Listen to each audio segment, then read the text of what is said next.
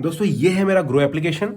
और अगर मैं इसमें अपने अमाउंट पर चला जाऊं, ट्रांजैक्शंस पर चला जाऊं, तो आप देख सकते हैं 2 बार मैंने इसमें पैसे डालने की कोशिश करी है और दोनों ही बार इनिशिएट हो गया है, लेकिन कंप्लीट नहीं हो गया है। अगर इस पर मैं अंदर जाऊं तो आपको पता चलेगा, देखिए the amount will be available to withdraw in 1 working day, लेकिन पैसा आया नहीं है, इन प्रोसेस चल रहा है।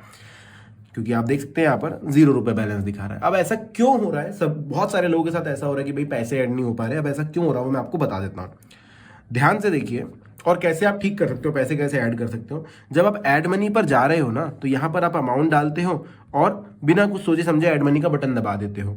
ठीक है, ऐड मनी का बटन दबा दोगे। अब आप ध्यान से देखिए, ऑन गोइंग पेमेंट हो रहा है, मुझसे ना यूपीआई आईडी मांगी गई, ना मुझसे कोई ओटीपी मांगी गई।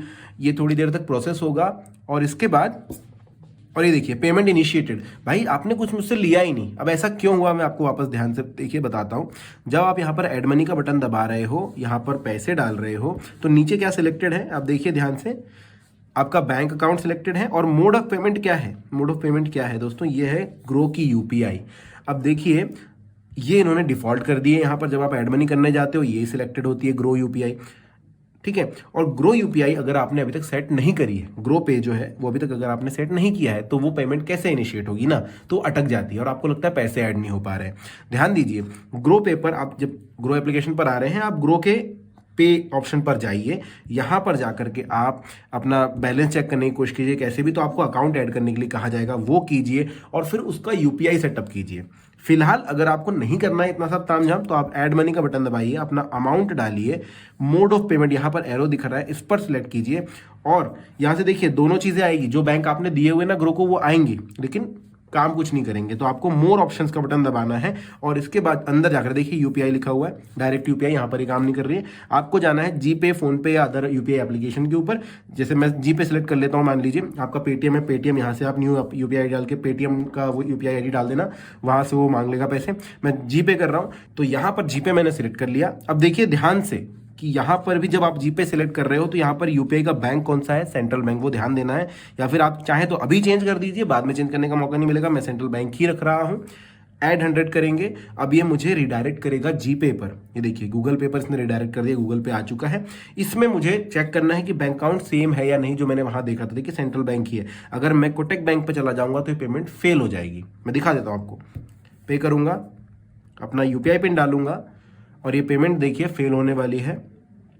पेमेंट फेल्ड क्यों? क्योंकि वहां पर मैंने बताया है मेरा सेंट्रल बैंक, और यहाँ पर मैं इससे कर रहा हूँ, अपने कोटक बैंक से कर रहा हूँ। नहीं हो पाएगा भाई, तो डिसमिस करो, ये भी पेमेंट फेल्ड बता देगा। तो देखो 2 तरीके हमने देख लिए। पहला ग्रो यूपीआई ग्रो पे की वजह से हो रहा है, दूसरा आपका आप बैंक चेंज कर रहे हो इस वजह से हो रहा है। रीट्राई करूंगा। अब देखिए बैंक अगर मैं सिमिलर रखता हूँ, जीपे मैंने लगा दिया, सेंट्रल बैंक यहाँ पर है, ऐड 100 करूंगा, प्रोसेसिंग पेमेंट चालू है, ये आ गया, हमें जीपे पर ला लिया। बैंक मेरा सेम रहना चाहिए, सेंट्रल बैंक ही है। पे करूंगा, अपना यूपीआई पिन डालूंगा और देखिए पेमेंट हो गया।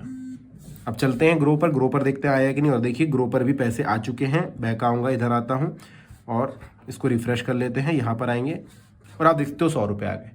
तो ये चीजें आपको ध्यान देखनी है। पहली, ग्रो पे जब यहाँ पर आओ तो सिलेक्ट कर लेना, यहाँ पर मोड ऑफ पेमेंट चेंज कर देना, मोर इन्फो में जाकर के। पहले हाँ यहाँ पर पैसे डाल देते हैं, मोर इन्फो, मोर ऑप्शन में जाकर के अपना मोड ऑफ पेमेंट चेंज कर देना, या फिर ग्रो पे सेट कर लेना।